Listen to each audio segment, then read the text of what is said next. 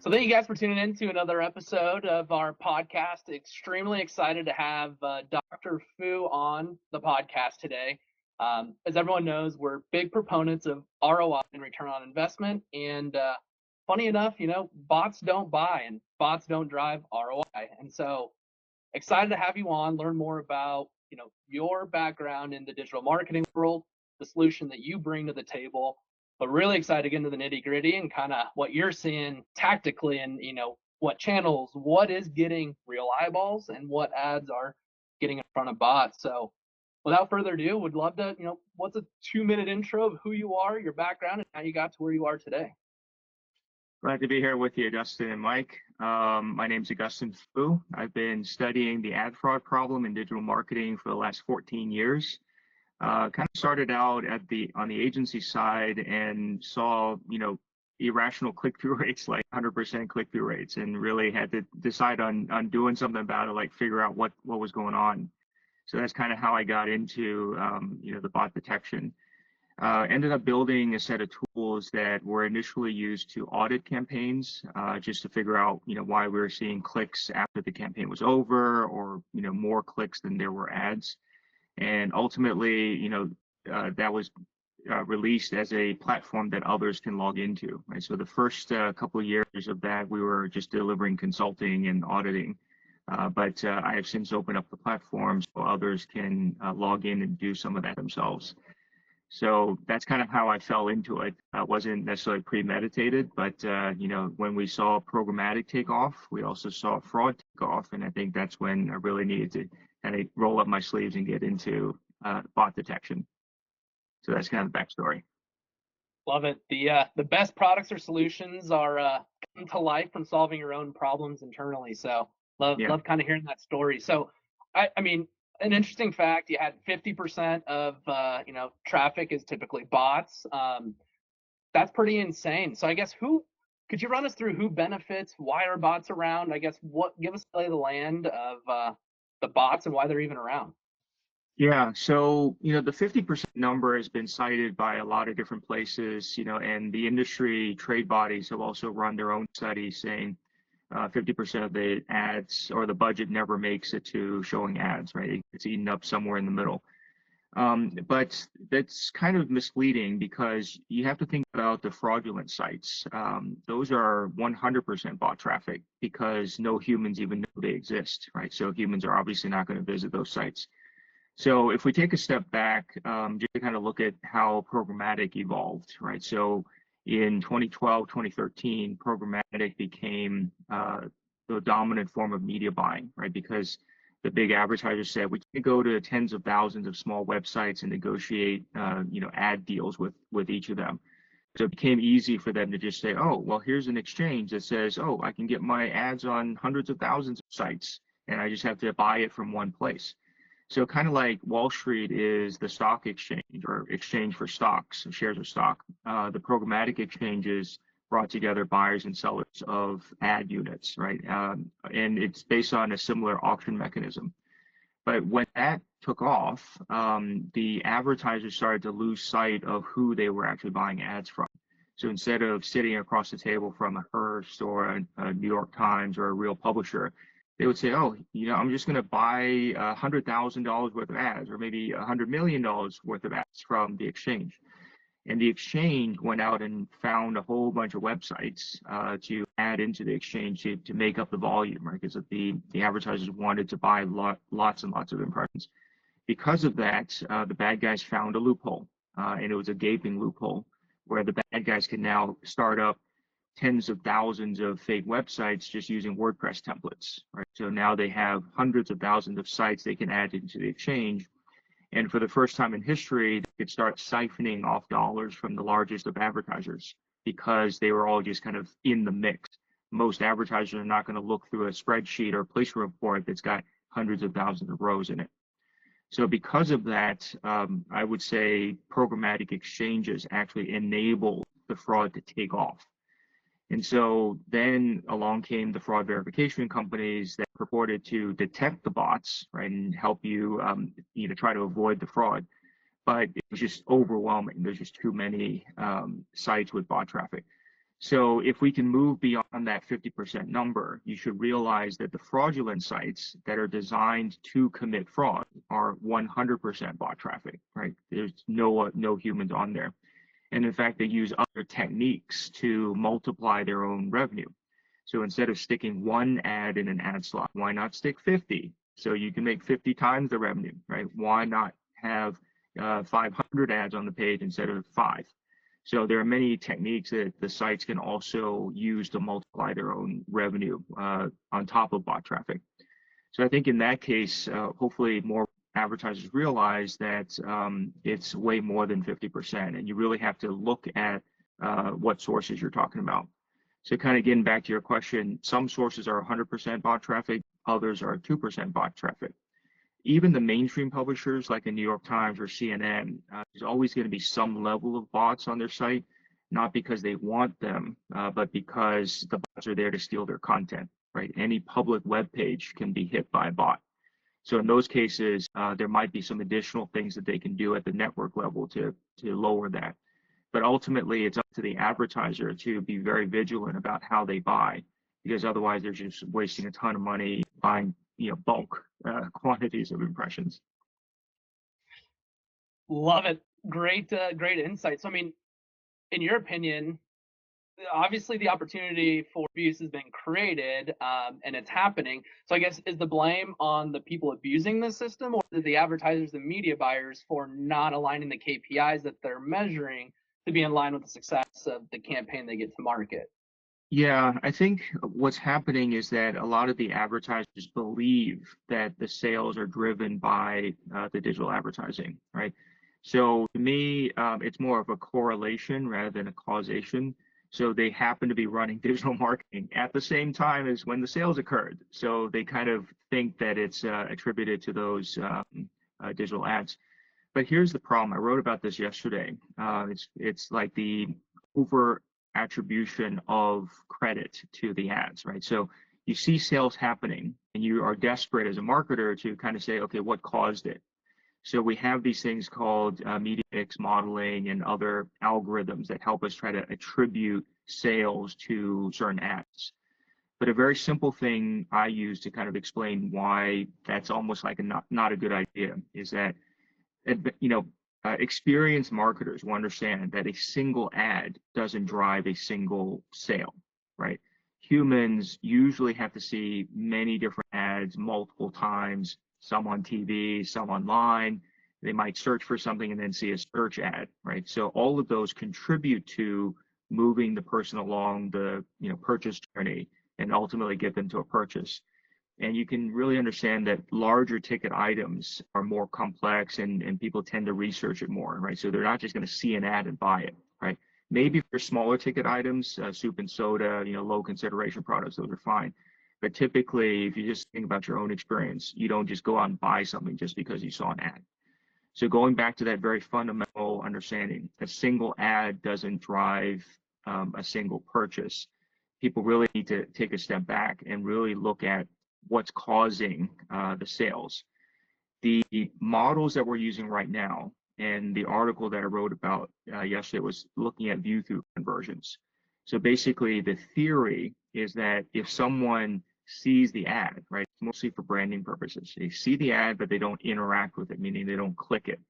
But if they come back and buy something 30 days later, 60 days later, 90 days later, the models, the algorithms will attribute that sale, call it a view-through conversion, and attribute it to or give credit to the display ad that drove it, right? So in that case, the problem there is that it's easily gamed. And so ultimately what the advertisers are seeing is that the over attribution of those sales to those display ads. So in some cases, they say, wow, we're getting such incredible ROAS, right? Return on ad spend. We're seeing strong numbers of sales being driven. It's more likely that it's a correlation than a causation, right? They were literally running those ads while the sales occurred.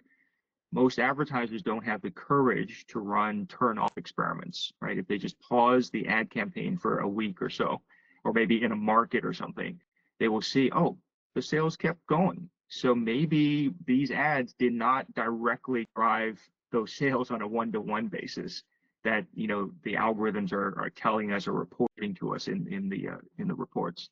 So I think in that case, that's kind of how we've seen it evolve, where the advertisers are assuming that the sales are being driven by these ads that they're buying programmatic. So they end up pouring a ton of money into it over the last 10 years.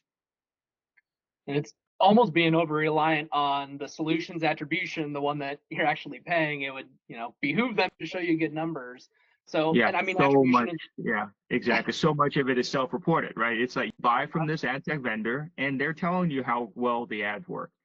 So I think in some cases we've even seen some comical examples where if you added up display channel and then the search channel, and then maybe YouTube or email channel, all of those add up to more than 100% of the sales that were ever driven for that advertiser, because each channel has their own attribution methods, and then they're over claiming credit for the sales that had occurred.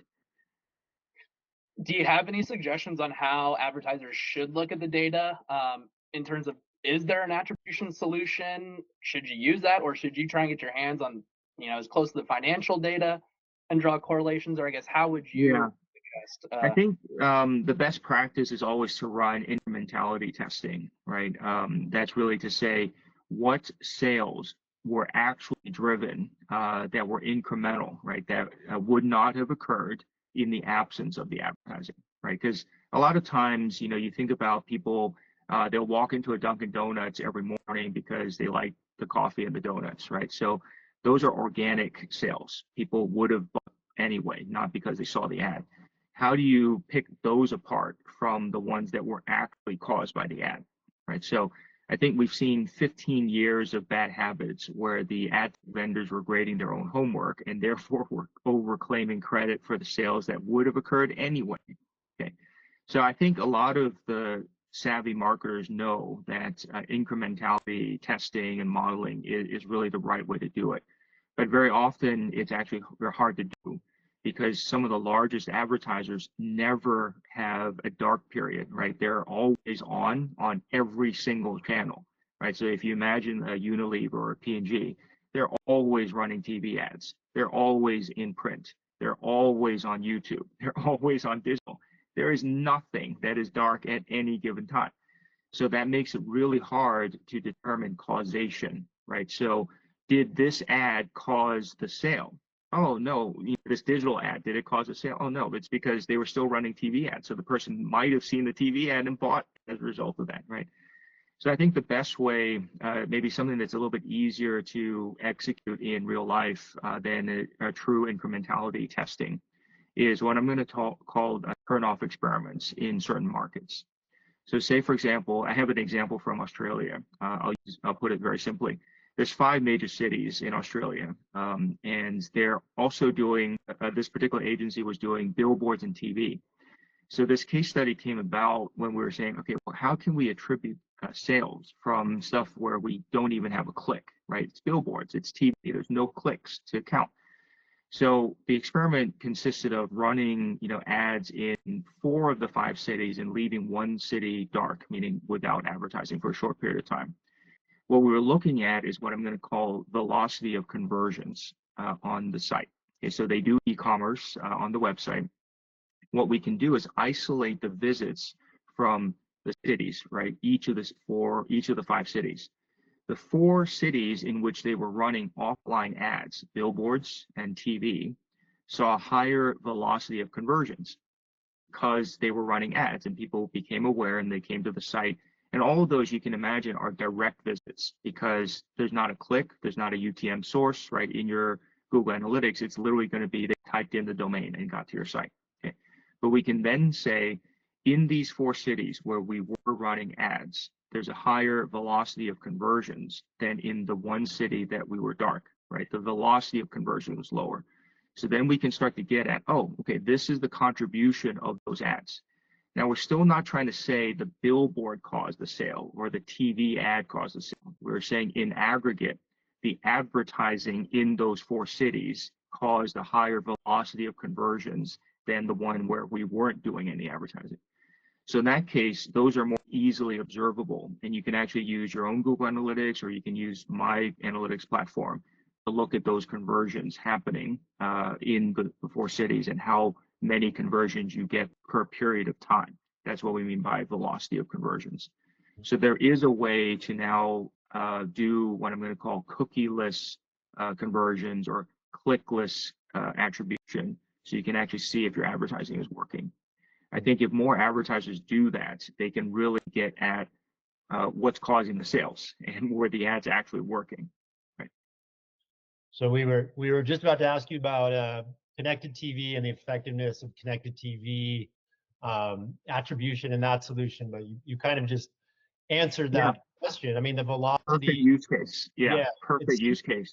It seems like conversion velocity is an actual metric that we could use to quantify what we always refer to as the halo effect, right? You're going to get this halo effect when you're running online ads, but that seems like something we just pull out of the sky, right? And say, yeah, you're going to get more conversions because you have more presence. But if you actually, and we'll tune into this much more thoroughly moving forward, if we actually look at that velocity, that's kind of the proof that you're talking about. Yeah. And actually, the experiments that large advertisers can run is, especially if they're a national advertiser and they're doing CTV ads in 50 cities, choose one city, make it a holdout market. Literally make one of the 50 cities a place where you don't do any CTV advertising, right? So then you can actually start to isolate the conversion velocity from each of the cities and see if there's a difference. So again, this isn't going to be as detailed as a true incrementality test, but it's actually much easier to execute in real life. So then you can start getting at, okay, this is the contribution of CTV. This is the contribution of search ads. This is the contribution of programmatic display or video, or maybe YouTube advertising or something. And then you'll actually start to see the difference. I love it. Takes a little time and energy, but once you map it out, it allows you to get a lot more insights that allow you to optimize your strategy a lot more refined as time goes on. Yeah, and I think I'm going to just add a little bit for performance marketers, because a lot of performance marketers are seeing tremendous ROAS, right, ROAS. And they're saying, wow, we're getting so many sales from, campaigns run with this particular ad tech vendor. Kind of getting back to, there may be some stuff that's a little bit shady, but there's also, hopefully they can realize that they're seeing those numbers because the sales are over attributed to that particular form of advertiser or that particular vendor. And what they really need to do is do their own independent conversion velocity test to see if that's actually the case. And once they do that, I think they'll realize that the real number is going to be south of what they're seeing right now. So the performance marketers shouldn't just assume that whatever they're given is the actual performance.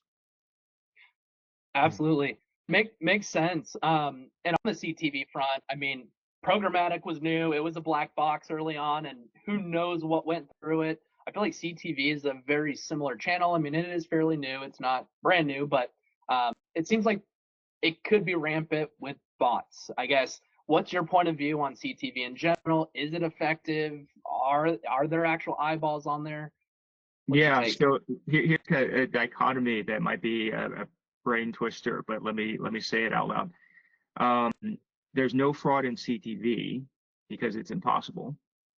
Okay, and then on the other hand, there's potentially 100% fraud in CTV. So can you guess how both of those can actually coexist and both be true at the same time? I think it's a matter of the definition of what CTV is like there's real people, but I think the definition of what screen it's actually showing on, I think, could be the determining factor in fraud or not. And a good example would be a TV versus like a refrigerator screen. I think a refrigerator screen could still be CTV in a sense because it's still a screen. So I think just a matter of definition could cause that. I think, I'll reveal it's actually easier than that.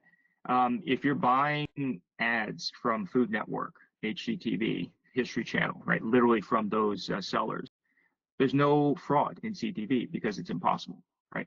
So when they run your ad, History Channel is not trying to rip you off. Food Network is not trying to rip you off. And when they run it, it's actually streamed to the screen that the person is watching, right? And there's no fraud possible there because the bad guys can't insert themselves and take money from that. Okay, so that's a direct buy from the media seller. When you buy CTV in programmatic, it could be 100% fraud. And that's because the bad guys can use Python scripts, curl scripts on the server to just fabricate CTV bid requests, send them in, and be successful at getting dollars out. Okay, so there's huge incentive for the bad guys to do that. And we've already seen dozens of cases, right? We're only a couple of years into CTV being multi-billions of dollars. But we've already seen the smart refrigerators fabricating fake CTV bid requests. We've seen a ton of mobile apps deliberately misdeclare, right? It's supposed to be a mobile app. It's supposed to be a display app. It's not supposed to be a CTV app. In fact, one of the first cases that was documented was the Grindr app actually fabricating CTV bid requests and being successful at that form of fraud because they get the much higher CPMs that go with CTV ads, even though it was the Grindr app fabricating it. So that was the one, that was documented. You can imagine how many other mobile apps are doing that. And then another example that Human Security documented about 2 years ago was where JavaScript code in an ad slot was assembling or fabricating fake CTV bid requests to the tune of 12 billion per day. So wow. That's the kind of scale of the fraud. Now, if you then go back and look, like I watch Sunday Football and ESPN, YouTube, they all have unsold ad slots on stream. Okay? Yep. So if the mainstream guys have unsold inventory, what the heck are the advertisers buying in all these other places? Okay. So a very easy solve for that, right? You can't detect your way out of trouble in that case because there's no JavaScript that you can run to detect whether your CTV ad even ran. So the only way you can avoid all of the fraud is literally by buying from HGTV, from Food Network, from A&E, from, literally the actual sellers that you can, talk to directly, right? They're not trying to rip you off, and really avoid as much of the programmatic stuff as possible because you just can't verify it. Absolutely makes sense. And it sounds like a lot of this came from audience. I got into digital marketing like 2012, right? As digital kind of was doing its thing. But it seems like there was a huge shift going from contextual targeting to more audience-based targeting. And everyone wanted that. I know who it is. I know what they're searching for rather than I'm just showing up on outdoor clothing sites or whatever. Do you think audience targeting has been a big culprit to this? And a lot of these platforms are really pushing for audience expansion. What's your point of view on audiences in general and how they played a role in this? So just like most things in digital advertising, it might have started out as a good idea, but it quickly got taken advantage of by the bad guys. Okay, so in digital, everyone thinks of digital as the most measurable medium. So it's easy to believe that, oh, yeah, we can identify each individual person looking at their cookie, right? It's the cookie in their browser, so we know who it is.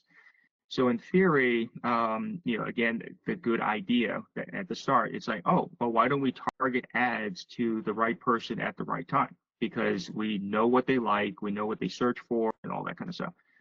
So that led us down a 15-year rabbit hole where a lot of advertisers do actually believe that works.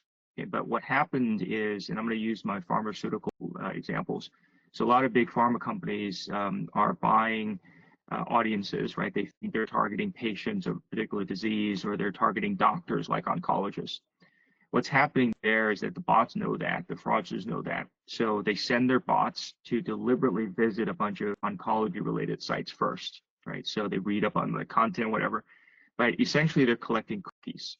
So the platforms will say, oh, well, if this visitor visited all these medical-related sites or oncology-related sites, they must be a doctor, specifically an oncologist, because they kind of derive that from website visitation patterns, okay? So once they do that, then the bots are able to earn higher CPMs and cash out, right? Because the pharmaceutical companies believe they are targeting doctors when they're actually targeting bots. Now, some of this, again, there's comical examples over history. You might have heard, I think a couple years back, people were selling 300 million auto intenders in the U.S. when there's only 360 million people in the U.S. and babies and grandmas don't buy cars, right? Or so on and so forth. So in those cases, again, the 300 million auto intenders were simply derived by website visitation patterns. So those data brokers, those platforms that do the cookie matching, they'll sell you the audiences. And sometimes if you took a common sense approach to it, you'll say, there aren't that many oncologists in North America, right? There's about 8,000. So when you see an audience pool of 250,000 oncologists in North America, something's wrong with the data. Okay. So I think just to get back to your question, audience expansion, audience targeting, trying to target down to the cookie level, right? Target the right ad to the right person at the right time. I think we got to pull back from that a little bit because people are spending way, way too much money on that. And there's not actually that many humans in the market for your particular thing at any given time. And some humans, maybe including us on this call, have experienced retargeting as, the creepy ads that follow you around the internet. So it's like sometimes I look at a digital camera on Amazon and moments later, that exact digital camera shows up in an ad that I see on some other website. That's all because of the data being bought and sold, right? And Amazon makes money off of that, where they say, okay, these are the products that this user looked at. And so they're desperately trying to show me an ad to try to get me to buy that. But more often than not, they're showing me the ad after I have already bought it, right? So that's kind of how humans do experience that. So I think if marketers start to realize they're way, way overspending on that, and in fact do some of their own incrementality testing, they'll see that all of this hyper targeting is based on flawed data, and it's not actually driving a lot of incremental sales for them. A lot of great nuggets in there. I mean, the whole, why are people not putting more effort into the feasibility and actually looking at the data? We can go down a lot of rabbit holes there. But with audience expansion, all the platforms offer it. I guess a big question, as people are probably asking as they're listening, what channel has the most bots? I know programmatic for sure, but most advertisers, we serve a lot of small and local business, so it's a lot of the Google, Facebook, Instagram, TikTok, some LinkedIn. Do you have a top one or two of where humans are actually living? Yeah, it's going to be the sites and apps that you've heard of. It's very basic. And let me talk a little bit about the walled gardens, the social media platforms. So on Facebook, you really need to think of it as two parts. One is the ads that run on Facebook itself. And then there's a second part that they call Facebook Audience Network, which is everything outside of Facebook that still carry their ads because they're just doing that as audience extension. So humans are logged into Facebook all day long. They're logged into Instagram and WhatsApp all day long. So if you advertise, if you're a small business owner, make sure you turn off FAN, Facebook Audience Network, so that your ads run on the app that humans are using, right? They're logged into it all day long. That's it. That's a good place. And I've seen Instagram ads be very, very effective. Lots of local businesses like restaurants had zero awareness before. But now, since everyone's on Instagram, just having a great Instagram account, both organic and some paid, right? You don't even have to pay for everything, right? It's not all about buying ads. If you have good organic content and you supplement that with some nice ads to generate awareness, that's enough to launch a local business like a restaurant, right? That's a really good way to do that. But if you're a big advertiser and you're trying to buy tens of billions of impressions per week or per day, then you end up buying all the crap on Facebook Audience Network, which are all sites and apps outside of Facebook that humans don't even know about. Right? So you might get volume, right? The tonnage that you want to buy, and you might get it at really, really cheap CPMs, but those ads are not being shown to humans. So you're not going to get the incremental lift. Right? Same thing with Google search. If humans Google things, right? So if you leave your ad on Google's main property, that's great. That's where humans are. Make sure you turn off Search Partner Network because that's where all the park domains, all the fake sites are living, right? Because they're there because they earn a portion of that CPC revenue, right? Google earns the other portion. So in that case, there is rampant incentive and rampant number of sites that are eating up, CPC ads on those park domains and fake looking search pages and stuff like that. So I think the rule of thumb, especially for small businesses, is that they need to turn off the audience networks and the audience extension, because they're going to be wasting a ton of money on that. And if they just go, best practice is go slowly, right? There's no way to magically buy your way into success, because then you inevitably buy too many ads. Most of those ads are shown to bots. So for small businesses that have very finite budgets, it's always better to, invest a little bit, make sure it's returning something, invest a little bit more, make sure it's returning something. If it's not returning, cut it off as soon as possible. We are seeing that in the data already, so that's much appreciated. Yeah. Yeah. To wrap up, I have a two-part question looking into the future. So we're hopefully, maybe we'll see moving into a cookieless world. What are your thoughts about that, and or where the industry is going in a cookieless world? And then what's the second part of the question related to you is what's next for you? What are you currently working on? What sparks your interest every day, and what gets you excited? So what's up with Dr. Fou in the next 6 months or so? Yeah, I'll answer those in order. So I think cookies going away might actually be a blessing in disguise, because we were saying earlier, too many advertisers have been duped by those cookies, right? Either the audience targeting thing that we talked about earlier. Oh, there's so many oncologists that we can target and pay extra for that, right? Those are the cookies have enabled the bots to pretend to be the doctors. So cookies going away is going to help reduce that.